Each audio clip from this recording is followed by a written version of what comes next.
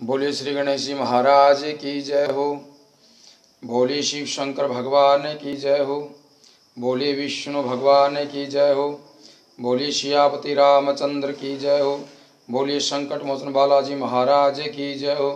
बोलिए बाबा भेंडनाथ महाराज की जय हो। बृहस्पतिवार व्रत की कथा। सबसे पहले संकल्प किया जाता है। हाथ में अक्षत, पुष्प, जल, दक्षिणा लेकर के 3 बार बोलें, ओम श्री विष्णवे नमः, ओम श्री विष्णवे नमः, ओम श्री विष्णवे नमः। उसके बाद अपने गांव का नाम, महीना, तिथि, गोत्र, नाम आदि बोल करके कथा प्रारंभ करें। और इस दिन बृहस्पतिवार के दिन भगवान विष्णु की पूजा की जाती है। इस दिन एक ही समय भोजन किया जाता है, वो भी सूर्य अस्त से पहले पहले पीले वस्त्र धारण किए जाते हैं और भोजन भी पीला ही किया जाता है।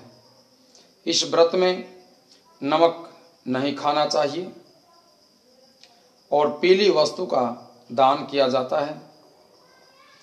इस व्रत के करने से बृहस्पति देवता प्रसन्न होते हैं, अन्न धन मिलता है, विद्या प्राप्त होती है और रूपवान पत्नी और पति प्राप्त होते हैं। इस व्रत में केले का पूजन किया जाता है और जिसकी जन्म कुंडली में बृहस्पति देवता चतुर्थ, अष्टम और द्वादश स्थान पर होकर के विराजमान हों तो व्रत करने से बृहस्पति देवता प्रसन्न होते हैं, कुंडली में कोई बुरा प्रभाव नहीं डालते हैं। अब हम आपको बृहस्पतिवार व्रत की कथा सुनाते हैं, ध्यान से सुनिए। बोलिए बृहस्पति महाराज की जय हो। बोलिए विष्णु भगवान की जय हो। काफी पुरानी बात है। एक दिन देवाधिदेव इंद्रदेव अपने स्वर्ण जड़ित सिंहासन पर विराजमान थे। अनेक देवता, किन्नर, ऋषि आदि उनके दरबार में उपस्थित होकर उनकी स्तुतियों का गान कर रहे थे। आत्म प्रशंसा सुनते सुनते इंद्र को घमंड हो गया। वे अपने को सर्वशक्तिमान समझने लगे। ठीक इसी समय पर देवगुरु बृहस्पति जी दरबार में पधारे। इंद्र दरबार के समस्त सभासद देवगुरु के आने पर उनके स्वागत में खड़े हो गए, लेकिन गर्वांध घमंड में अंधा इंद्र अपने सिंहासन पर ही बैठा रहा। बृहस्पति देवता को इंद्र का गर्व समझते देर नहीं लगी। इंद्र की इस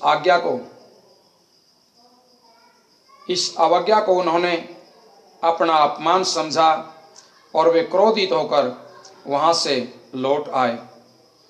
बृहस्पति देवता को लौटते ही इंद्र को अपनी गलती का एहसास हो गया। वह अपने घमंड पर पछताने लगा। उसने उसी समय गुरुदेव के चरणों में उपस्थित होकर के क्षमा मांगने का निश्चय किया। बृहस्पति देव अपने तपोबल से इंद्र के इरादे को जान करके अपने लोक से दूसरे लोक को चले गए। इंद्र उनके लोक से निराश होकर के वापिस लौट आए। उन दिनों इंद्र का शत्रु वृक्ष वर्खा था। जब उसे देवगुरु की रुष्टता का ज्ञान हुआ तो उस देवलोक पर चढ़ाई करने का अच्छा अवसर जान करके दैत्य गुरु शुक्राचार्य से परामर्श किया। उन्हें वृक्ष वर्खा की बात जच गई। शुक्राचार्य की आज्ञा और वृक्ष वर्खा के नेतृत्व में दैत्य सेना ने इंद्रलोक को घेर कर ऐसी मार लगाई कि इंद्रदेव की छठी का दूध याद आ गया।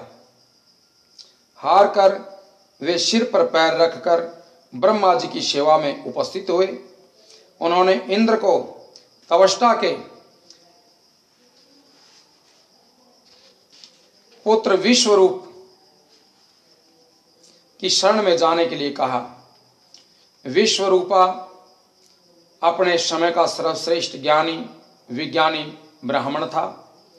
इंद्र ने जब अनेक प्रकार से विश्वरूपा की वंदना की तो वे बड़ी कठिनाई से इंद्र के पुरोहित बनने के लिए तैयार हुए।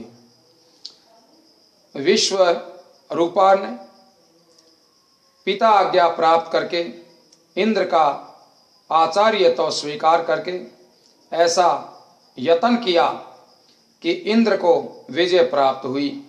वे दोबारा इंद्र आसन पर आरूढ़ हो गए। विश्वरूपा के 3 मुख थे। पहले से तो वे सोमवली लता के रस का पान करते थे, दूसरे मुख से मदिरा पीते थे और तीसरे मुख से अन्न जल ग्रहण करते थे। विजयी इंद्र ने विश्वरूपा के आचार्यत्व में यज्ञ के दौरान अनेक दैत्यों ने विश्वरूपा से एकांत में संपर्क स्थापित किया और उनसे कहा कि आपकी माता दैत्य कन्या है, इस कारण आपका कर्तव्य है कि प्रत्येक तीसरी आहुति देते समय आप अपनी माता का नाम अवश्य ले लिया करें। विश्वरूपा को दैत्यों की बात समझ में आ गई। वे यज्ञ की हर तीसरी आहुति दैत्यों के नाम समर्पित करने लगे।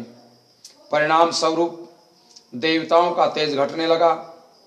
इंद्र को जब सही स्थिति का पता लगा तो वे इतने क्रोधित हुए कि उन्होंने विश्वरूपा के सिर को काट दिया। विश्वरूपा के मदिरा पीने वाले मुख से भंवरा, सोमवली पीने वाले मुख से कबूतर और अन्न खाने वाले मुख से तीतर प्रकट हुए। विश्वरूपा की हत्या करते ही ब्रह्म हत्या के कारण इंद्र का स्वरूप भी बदल गया। विश्वरूपा की हत्या का पाप बड़ा भारी था। देवताओं के 1 वर्ष तक पूजन करने पर भी जब ब्रह्म हत्या का पाप नहीं कटा तो इंद्र ने समस्त देवताओं सहित ब्रह्मा जी की प्रार्थना की। उन्हें दया आ गई। वे बृहस्पति देवता को साथ लेकर के वहां पधारे। दोनों को इंद्र और देवताओं पर दया आ गई। उन्होंने ब्रह्म हत्या के पाप के 4 भाग कर दिए। उसका 1 भाग धरती को सौंप दिया। उसके परिणाम स्वरूप धरती में ऊंचे नीचे गड्ढे हो गए। तभी ब्रह्मा जी ने धरती को वरदान दिया कि गड्ढे अपने आप भर जाया करेंगे। पाप का दूसरा भाग वृक्षों को दे दिया गया, जिसके कारण उनका दुख गोंद बन करके बहता रहता है। ब्रह्मा जी के वरदान के कारण केवल गुग्गल का गोंद पवित्र माना जाता है।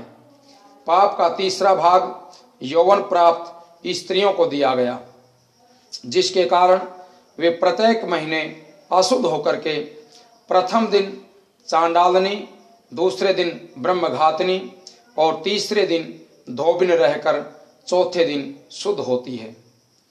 पाप का चौथा भाग जल को दे दिया गया, जिसके कारण उस पर फैन और शिवाल आदि आता है।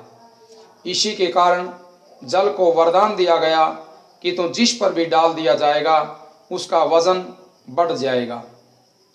इस प्रकार बृहस्पति जी इंद्र से संतुष्ट हुए और उनकी तथा ब्रह्मा जी की कृपा से इंद्र के जैसे पाप और ताप कटे, वैसे ही बृहस्पति देवता हम सब पर कृपा करें कि जिसकी भी कुंडली में बृहस्पति ग्रह अशुभ स्थान पर हैं वो अच्छा फल दें और सभी को सुख शांति प्रदान करें। बोलिए बृहस्पति देव महाराज की जय हो। आप सभी से प्रार्थना है कि इस चैनल को सब्सक्राइब करें और शेयर भी करें।